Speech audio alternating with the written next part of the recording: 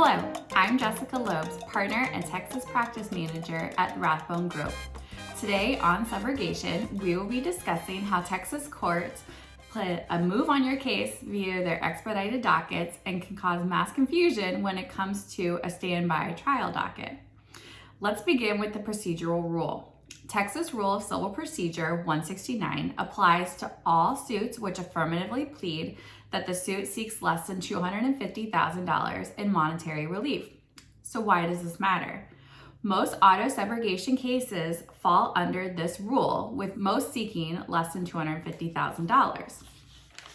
Once an answer is filed on a case, prompt trial dockets are triggered. A trial date is set within 90 days of the discovery period ending, and when most likely only 2 trial continuances may be granted by a court. While each court handles its definition of a trial differently and as to how continuances may be granted, various issues arise with an expedited trial docket. For example, Harris County, which is where Houston is located, sets the case for trial immediately upon filing of a suit with the clerk's office. Once assigned to a particular court within the county, the case is set for trial whether you have service or not. This means while your case may not even have service, you are set for trial and that looming deadline is approaching. This is imperative to know where your defendants are and if you are going to have service issues, as the court will likely dismiss your case. Once an answer is filed, an expedited docket quickly moves the case for trial. This time constraint means it's vital to have all necessary documents to your attorney prior to referral. For example, have you given all the necessary claim documents to prove of damages, whether it be for a business records or should you be in a county that's on a trial docket prior to an answer, specifically Harris County? Do you have the necessary claim documents to file your motion for default judgment? Post-answer, do you have your certified police report? And most importantly, do you have your insured's cooperation?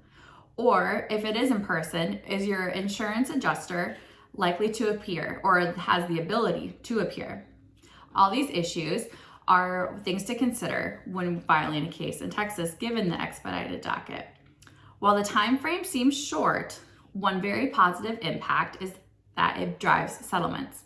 Both sides are facing an expedited docket and impacted from that as such. Furthermore, many courts now order mediation.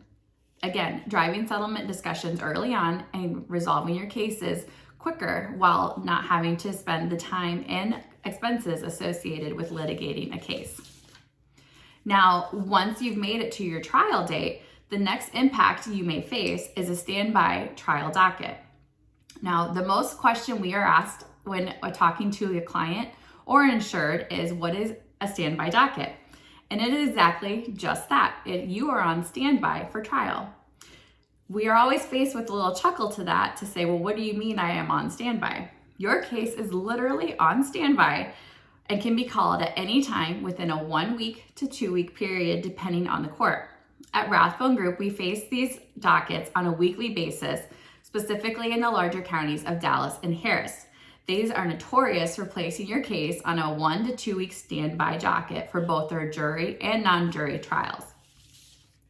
With the trial setting literally being on standby, this often is a point of confusion for clients as well as our insureds. You must be readily available to appear for trial at any time during the standby docket period. As counsel, we can notify our clients and our insureds of the trial and the range, but we cannot give an exact date and time of when this trial may or may not be called. We can indicate to the best of our ability of the likelihood of being called, but can never guarantee it. This is typically found out when we make our trial announcements. We can ask the court coordinators, where do we fall on the docket? Who is likely to go in front of us? Or as some counsel actually start to call around and ask, do you plan on going? Or do you know of anybody ahead of you that plans on going? Again, more so that counsel can get a more definite idea of whether or not to let their clients know if they will be called within their 2 weeks. At times, you can be called to trial the day before.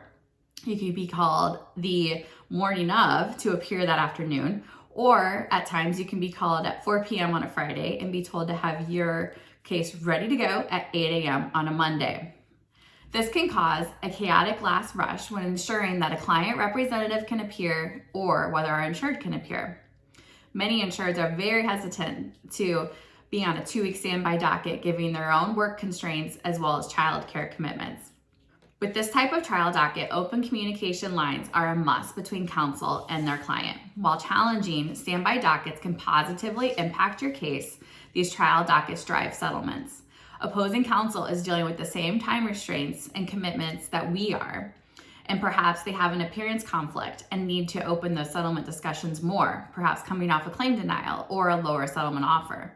On the alternative, perhaps we have an appearance conflict in that one of our key witnesses can no longer appear given the last minute nature of going to trial. All this information is vital and imperative to trying to get settlement negotiations going prior to being on, as I say, the courthouse steps or being at trial and having a jury impaneled and potentially not going to trial last minute and upsetting a judge and risking an adverse judgment against your client. It is imperative to know the particular court and the judge's local rules as a trial announcements and standby dockets. Our attorneys know the courts, the court coordinators, and can give insight as to how past cases have been reached.